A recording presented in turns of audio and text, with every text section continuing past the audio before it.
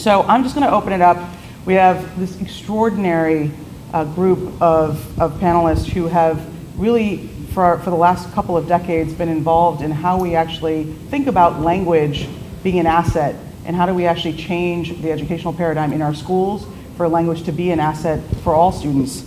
They're each going to talk about how they think of the approach to education for English learner students, how we might want to change that approach, and some programs and strategies that have actually really been effective at engaging English learner students and their parents. So I'm going to start with Patricia, and we will go on from there. Okay. Well, I'm somewhat embarrassed to say, but it's been more than a couple decades on Urema. Been doing this for a long time. And one of the things I'd like to put on the record too is Urema is absolutely right about 5 million students. That's the data that you will get. The reality, however, is that 1 in 4 kids in the U.S. today is the child of immigrants. And immigrants speak their home languages at home. So that number, which is the official number, seriously underestimates the numbers of kids that we're really talking about who need attention. But I want to start by saying that I am troubled by simply by the way that we label them, English learners. They are labeled by what they don't have as opposed to what they do have. Mm-hmm. And these kids come to us with these tremendous linguistic and cultural assets, things that this country needs, things that we need to build on, both for the sake of the kids and the sake of the country. So I think we need to deal with that right off. We are very fortunate as well. My thing is like jumping around here. We're very fortunate as well that we have overwhelmingly these children speak one of the great world languages. And so this brings tremendous linguistic assets to the country. I think we have just taken a wrong turn in the way we educate these children. The holy grail of English learner education has become reclassification. Get them in and out of these programs as quickly as possible before they're stigmatized, as English learners. Why are we building programs for kids that we don't want them to be in? Why aren't we building programs for these children that build on their assets and that other children want to join them in, like dual language programs, bilingual programs? I think the classic example actually of this is the state of Arizona. Arizona reclassifies its English learners more rapidly than just about anybody, and it also is at the very bottom, 46th or 47th in the nation in terms of these children's achievement.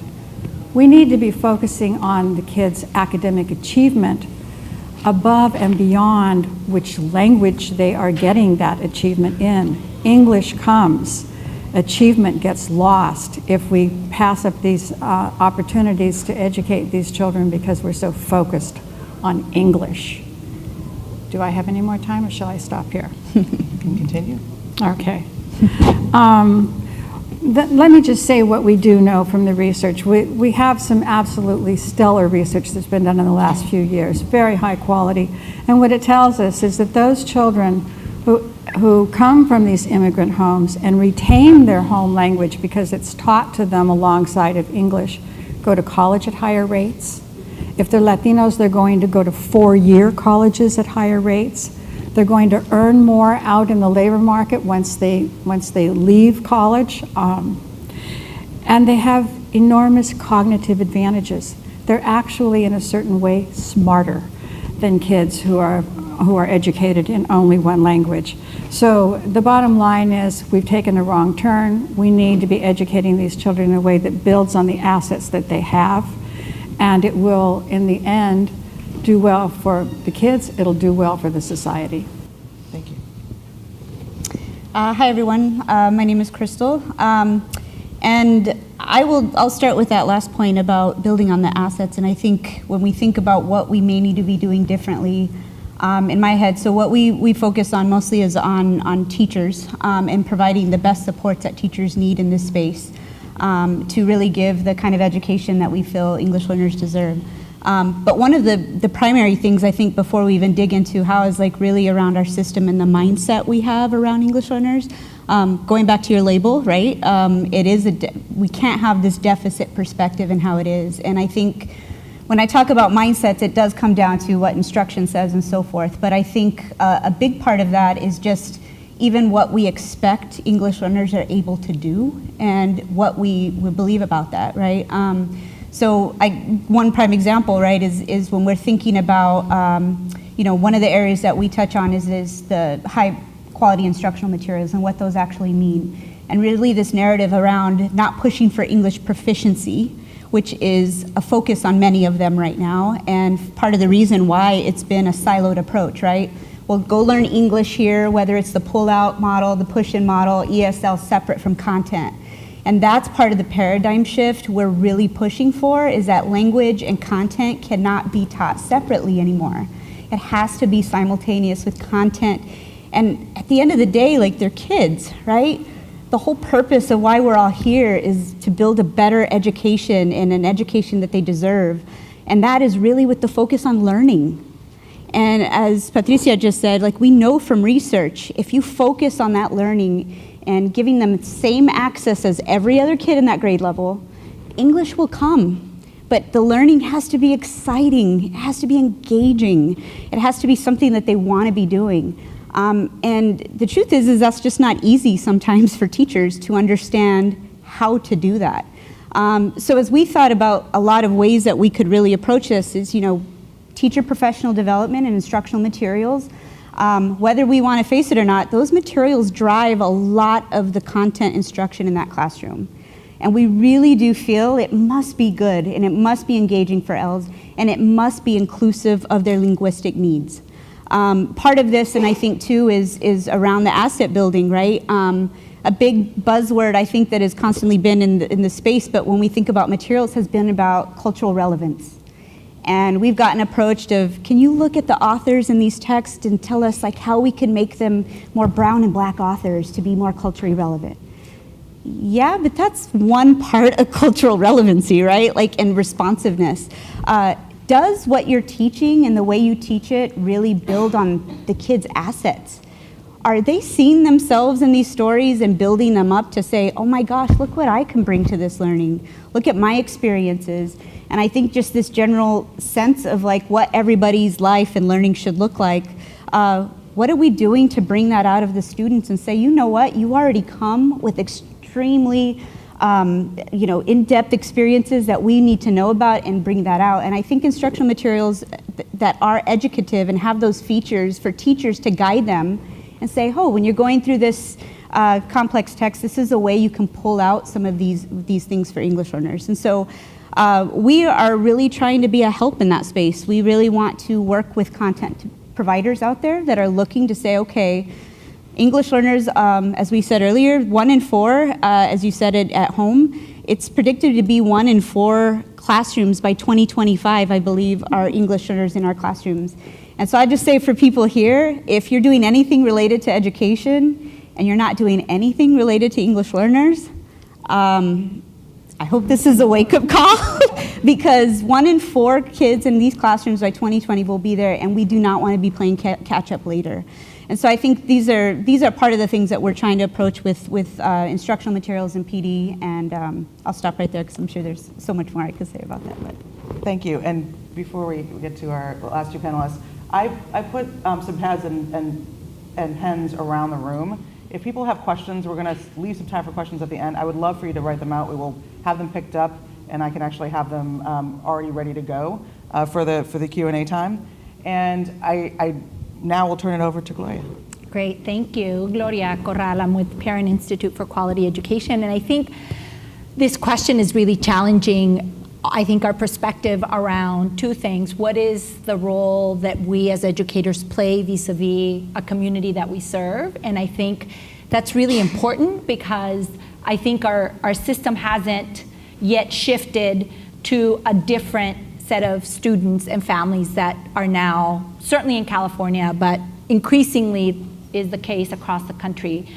And we really think about that as the way we think about families. And oftentimes, right, the metric that gets measured is third grade reading of a child, graduation rate of a child, and so on. And this isn't to minimize that, but I think we haven't yet taken the opportunity to challenge ourselves, especially in this context, to really think holistically about that child living in the context of a family, living in the context of a community. And I think the work that we do really highlights the importance of partnering with the parents who also themselves come with a rich set of assets that often get minimized or in some cases obscured.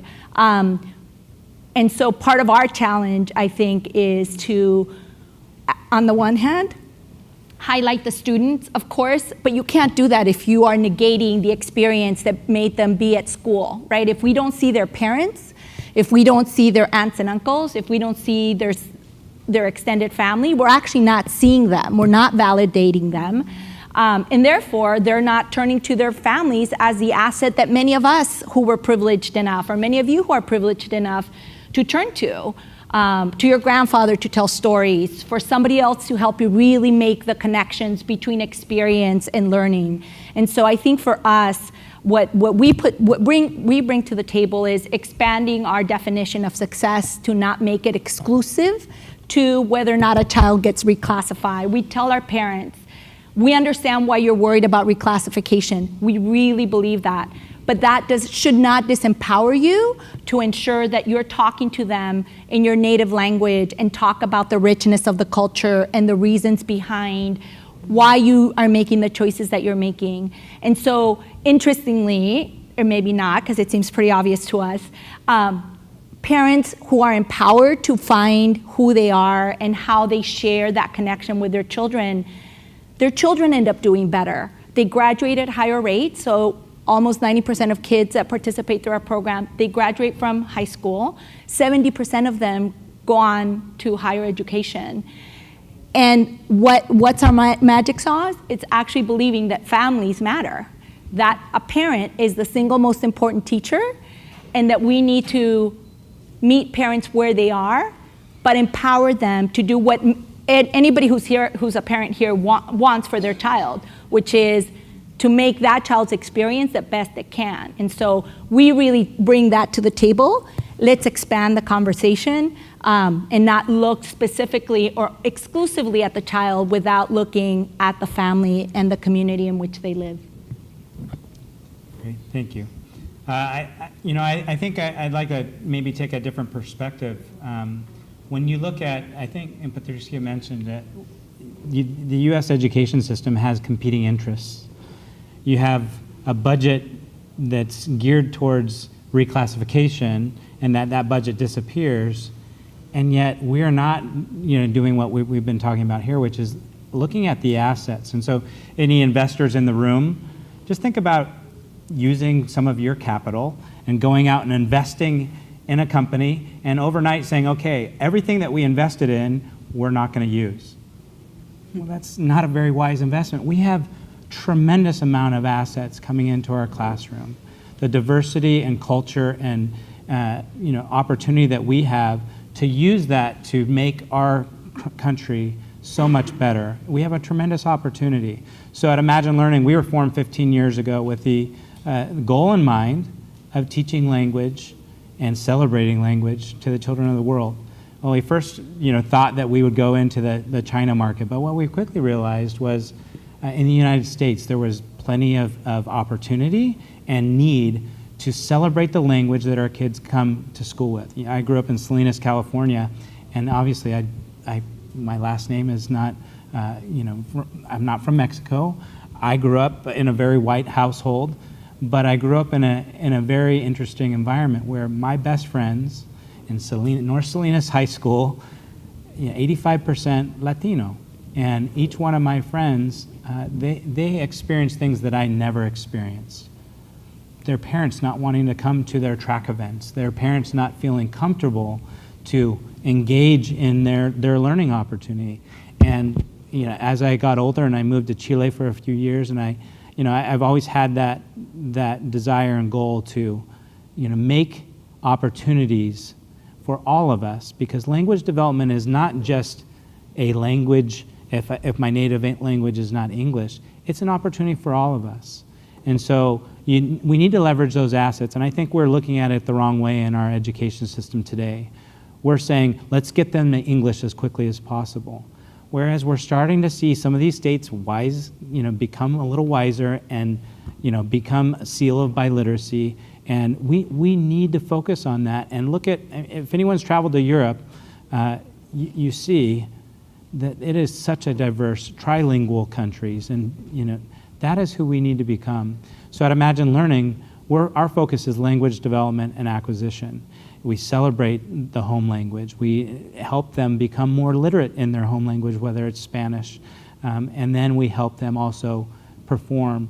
But this education system today, I think, is where we have some major challenges. You have a huge emphasis on performing on the tests in English, and yet that doesn't mean that a student that brings some other assets to the classroom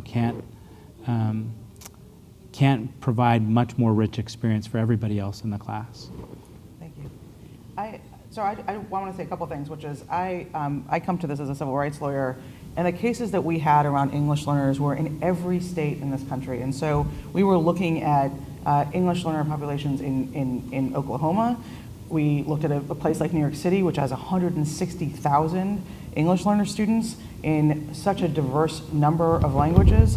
But for when I think about what we weren't doing properly, right, which is we also had a focus on whether or not students were learning English in the reclassification process.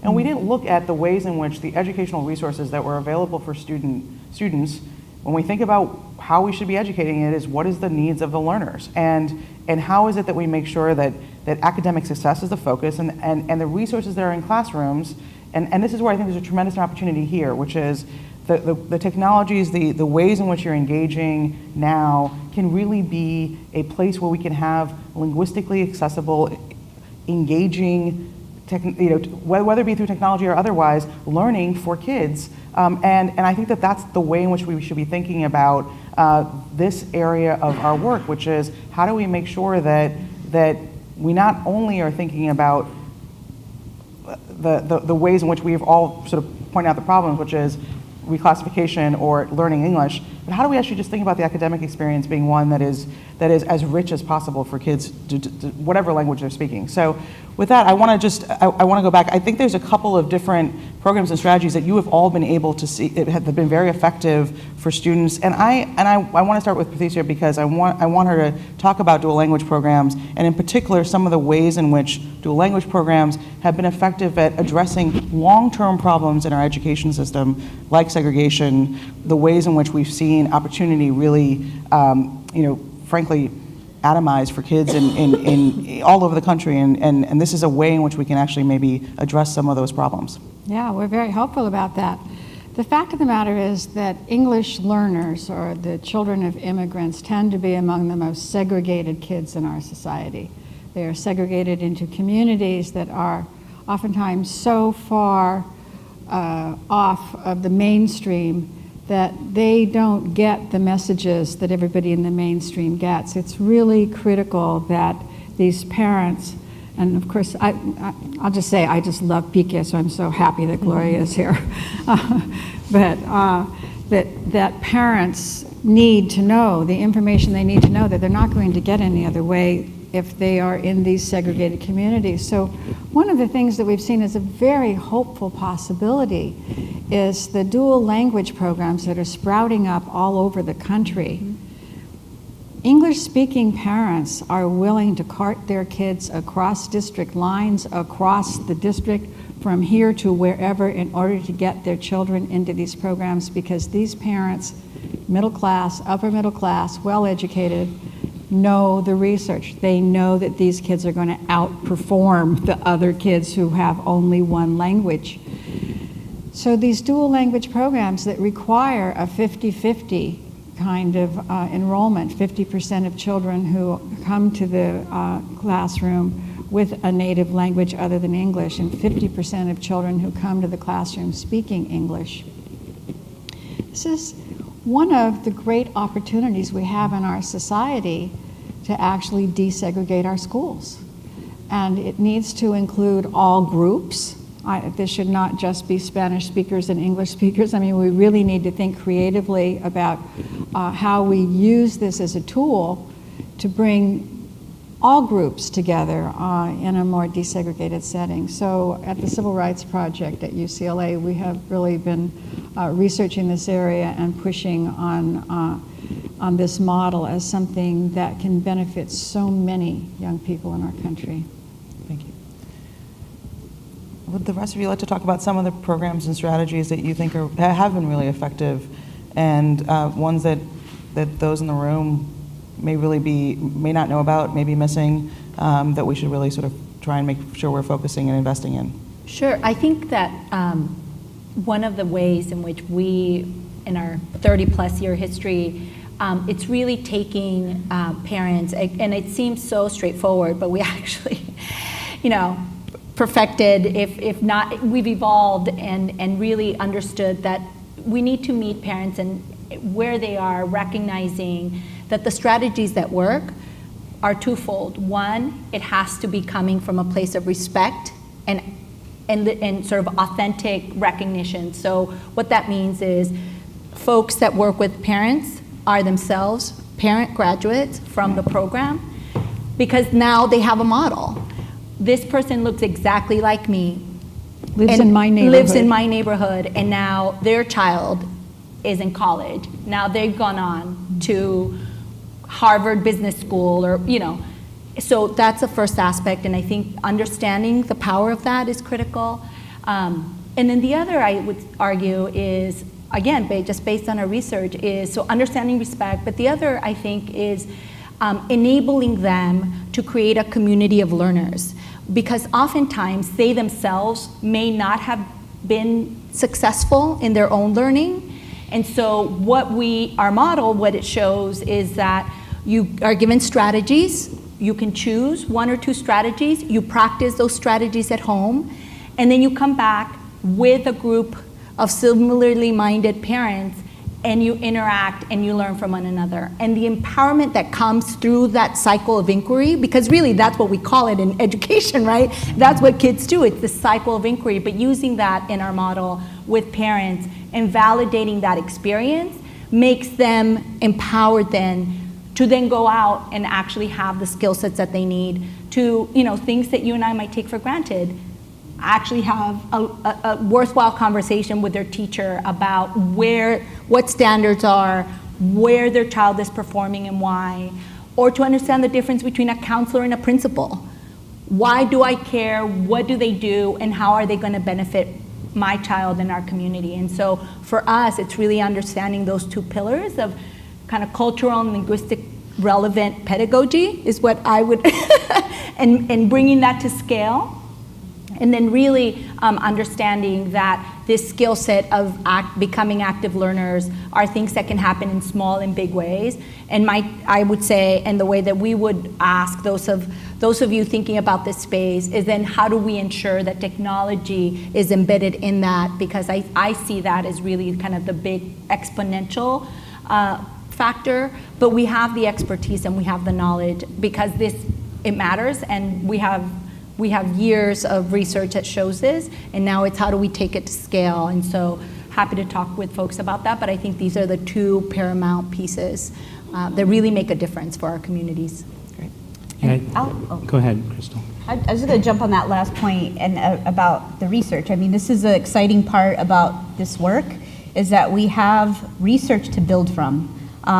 A lot of the research that you've done, Patricia, which we're very grateful for, but we know that what works, and I think part of what we've done at the English Learner Success Forum is that we've looked at all the research out there. The question we always get is like, we know what the research says, but how do we do that in a day-to-day classroom lessons? And so that's what we've tried to do.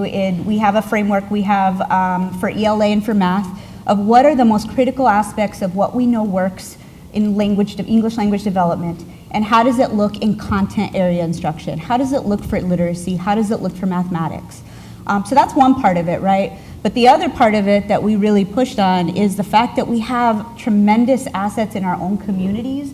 So educators that have been doing this for decades, we've got researchers that have been engaged in this for decades as well, and leaders, and leaders, district leaders, right, that have experienced success of what does this actually look like when you put it into reality. So what we've done is we've recruited over 40 educators and researchers from across the country to work with us to therefore go out and provide some of this feedback and these cycles of feedback with providers of content, of curriculum, and also professional development. People want to know, what does this look like?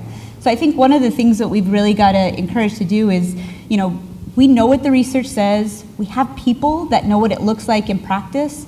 Find those people, right? I think one of the frustrating things, a personal anecdote in my work, I was doing national grant making for the last, previous 4 years to this, and going to organizations that are doing great work in education. And I started my career as a bilingual teacher, so of course I'd ask, so what are you doing for English learners?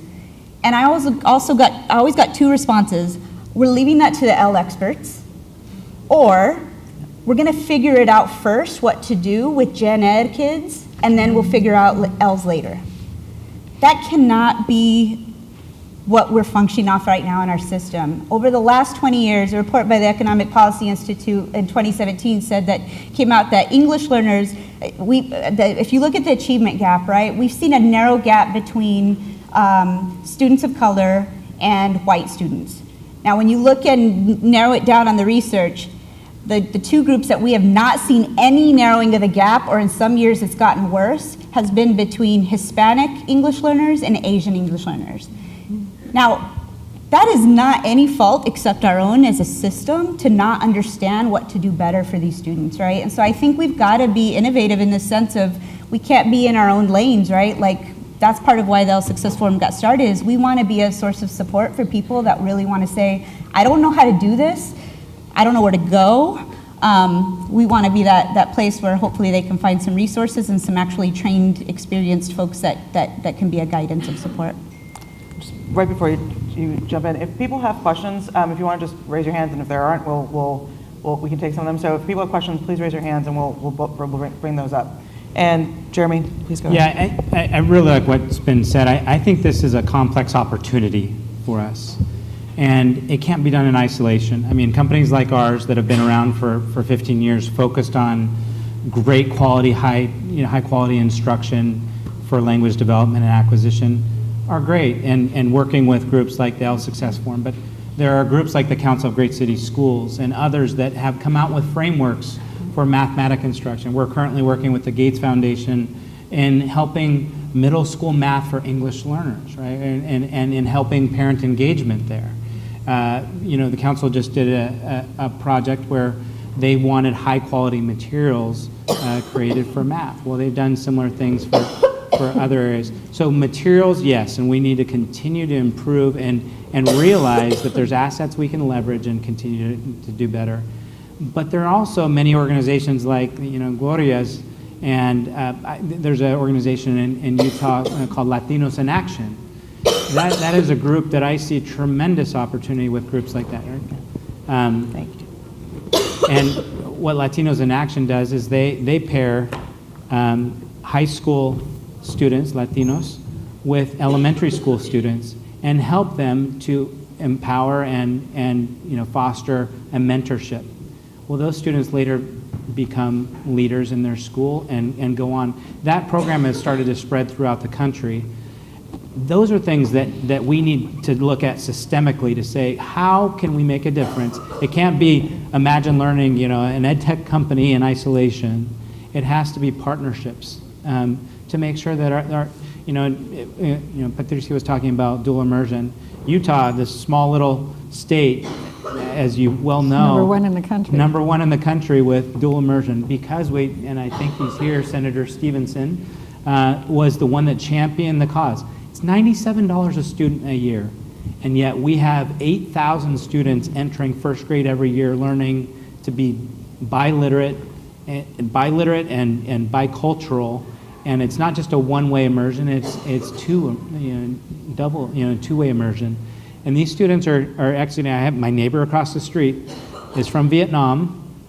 His kids have been attending a Spanish dual immersion program, and they're trilingual, and one's in high school now, and he is just absolutely way more fluent than I am. And those are the types of things that we should be looking at to transform, the way that we do things. But it's all about partnerships and truly talking about these issues.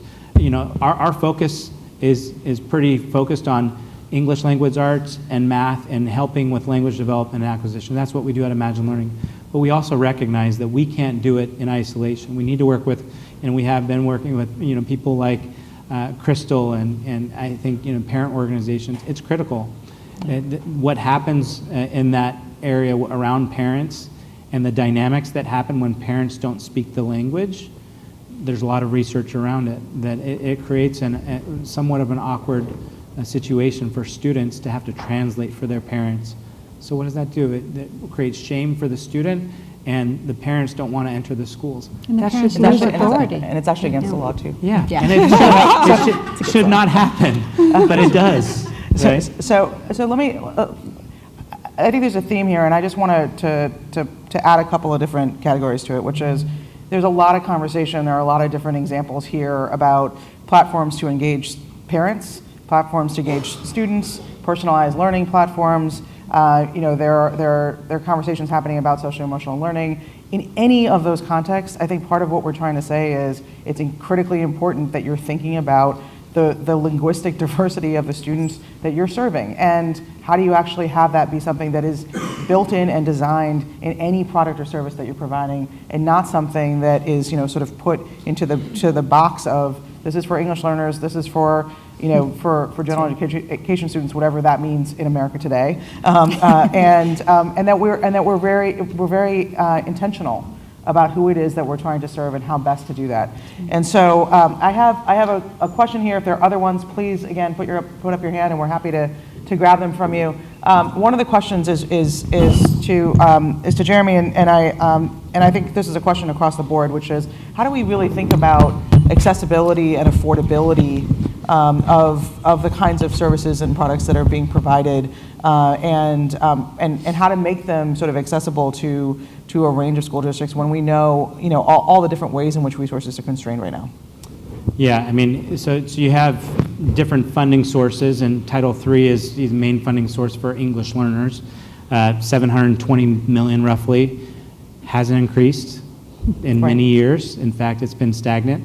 You have Title I, which is a very big budget, and yet you have roughly 20% of the students that are English learners. That there's 25 million, Title I students and 5 million English learners. Yet the multiple of Title I dollars is dramatically more significant. So there's a little inequity in both funding and resources. That has to be addressed. That's just something that.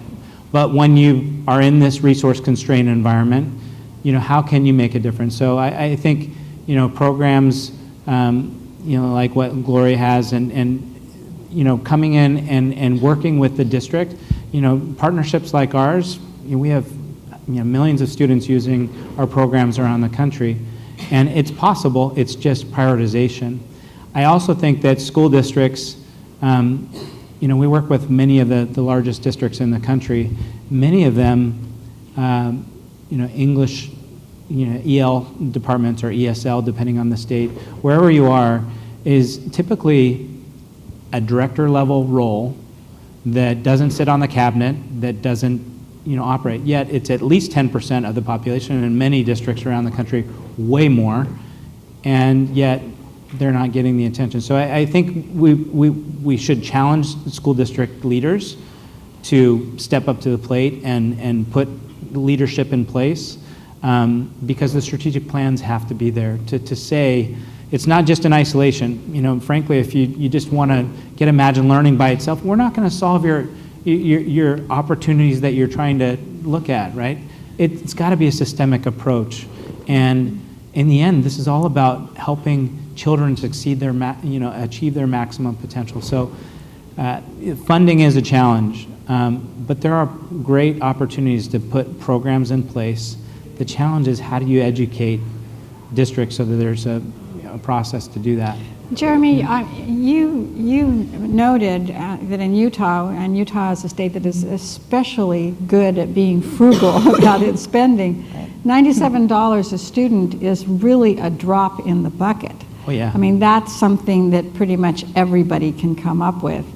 And in states like California, and other states are moving in this direction as well, the local control funding formula, the districts that have English learners get additional funding for precisely that. Money is being spent now for these kids. Yeah. I would argue it's not being spent in the way that we ought to be spending it. That's right. Right. Utah is the 50th in the country when it comes to per pupil spending. Right. Yet they have policy, as much as people might look at Utah and say, no, they're not progressive. It's scarcity leads to innovation, right? Like that's exactly it. They have been on the National Report Card for Technology, as an A grade, and they are doing things to empower districts to be able to have great resources.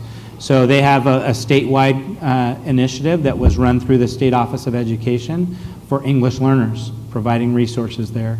And that's a way to get economies of scale. So districts and states should be more deliberate and intentional about how do we maximize what we're doing. $97 when in a state of Utah, $6,500 per student. Massachusetts, $18,000 a student. $97 to help alter the trajectory or provide confidence to a student, it definitely is worth it. I was also going to just mention that piece on the demand side of things with districts and demanding more, and I think we're going to start to see a lot more of that demand building from districts and states as particularly now with ESSA in place, and schools and districts are going to be getting flagged for some outcomes of their English learners in their districts, and now going to come back and say, oh my gosh, what do we do? And so I think one of the things that we've been also doing is educating districts and states across the country about holding that bar high, about what does educating the whole learner, like if you really care about all students and you're not talking about L's, one, that's a problem, but two, I think you mentioned this example earlier that I think one of the biggest school districts in our country, LAUSD, decided collectively, they were on this onset of adopting new materials for 6th through 8th grade math, right? Not a topic of English learners, but it was 6-8 math, and they came together and said, okay, we're not going to purchase any of these materials unless they do these things for English learners, because they're a large percentage of our demographic. Lots of publishers obviously applied to the RFP. I think it was over 60 of them. But they held that bar high, and that was coming from the district. And they knew exactly what they needed to put in place for their L's. And guess what? People went up to the bar and they made it happen. When people say, oh my goodness, we didn't have any materials out there. Guess what? Now 3, including you guys, they made it to the top. And now now these students will have an integrated approach for mathematics where that's not just a whole different, aspect of it. So I think part of what we're also advocating for is that L's can no longer be an afterthought in anything that we're doing. It's just, that's the state that we're changing to, and it needs to be part of the conversation. Yes. Right? Yeah. So we have a couple seconds left. If there's anything else, and I know you might have had some things you wanted to say, and I just want to give you the opportunity. Well, thank you. I apologize. But I do think that this issue around resources, I think I want us to think about families as a resource. And I think, I would really challenge us to think about materials and all those things which are critically important, teacher training, all these things are critically important. I think when we start seeing families as an asset, this is what happens when children get home. And how do we support parents and grandparents and extended family that are home to actually be empowered to support the achievement goals that are set for families by honoring where they come from and the experiences that those families provide. I think $97, $100, $2,000, whatever the amount is going to grow exponentially. And so I really want us to think about that, I think, perhaps in a topsy-turvy way, by saying that, it's everybody knows this. You invest, every dollar invested in early learning yields $7. So imagine every dollar spent on a parent that has a child only triples that. So I think it's important to think about I think that. I would just like to add one thing to that, Gloria, that we need to recall that these children are the children of immigrants, Yes. which almost by definition means the parents didn't go through the school system right. here. They don't know how it operates. They don't know what's expected. right.